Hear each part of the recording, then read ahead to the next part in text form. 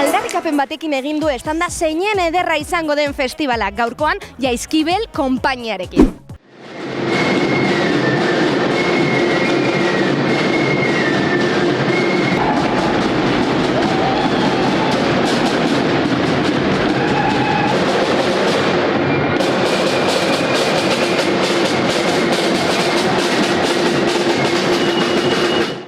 Eta hementze gaude, Zeit Festivalean.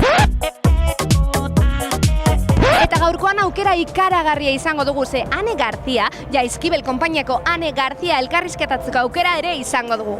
Mintzo direla diote xoriek. Ez, izan balitz gaur bezain erresa ez ginak hemen egongo, ez, argi dago.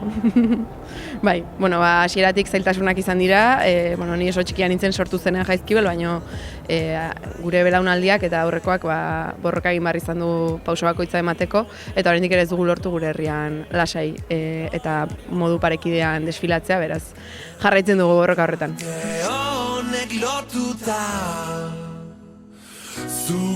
Bueno, bai, azkenean olako espazio bat guri eskaintza, aitortza bada ez. Uste dut Jaizkibel gainera ez dela bakarrik konpainia bat, izan da Euskal Herri mailan bada simbolo bat, ez, borroka feministarena, eta azkenean oraindik ere gure gizarteak dauzkan erresistentzia matxista izugarriena.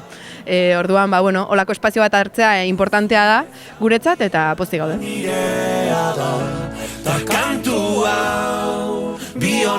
Bai, pixkate baitare pentsatzen dugu, ez? Jende horrek ezagutuko du nor garen eta zergatik gauden gaur hemen txapela hauekin eta zapia hauekin, baina, zoritxarrez gure borroka nahiko ezaguna da, eta, ona ekartzea ere importantea iruditzen zaigu, ze gure herrian gertatzen dena, nahiko lazgarria da, baina uste dugu gure arazo honen erroan dagoen matxismoa Euskal Herri osoan eta mundu osoan dagoela, beraz ez dago inoiz soberan, ez?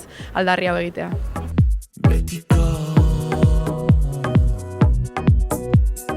Alarde publiko, parekide eta bakar bat Hondarribian, lehen bai lehen.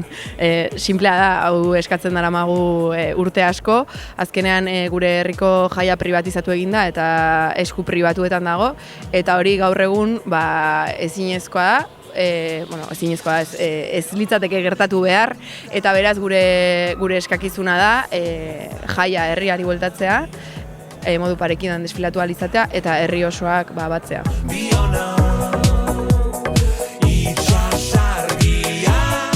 Hauteskunde asko pasatu dira Jaizkibel hasi zenetik, baina argi dago Hondarribiko udalak erantzukizun zuzena daukala eta hortik gorako erakunde publiko guztiek ere badaukate haiei. Eskerrik asko. Zuei eskerrik asko.